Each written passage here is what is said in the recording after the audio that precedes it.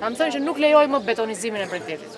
Do shkojmë drejt agroturizmit dhe drejt turizmit resorteve, me 2-3 kate maksimumi, me hapësirat gjelbra që shkojnë të gjitha, jo mur detit, po vertikal drejt detit.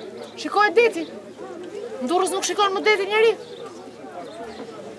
I është vën muri detit. Ju i keni bëu shtëpiat, i kemi gati për turizëm shtëpiat. Rrugën do ta bëjmë urgjent, pastaj do fillojmë deri nga me pastrimin e lumit. Se edhe lumi ka pjesën e vet turistike që mund ta shfrytëzojmë shumë bukur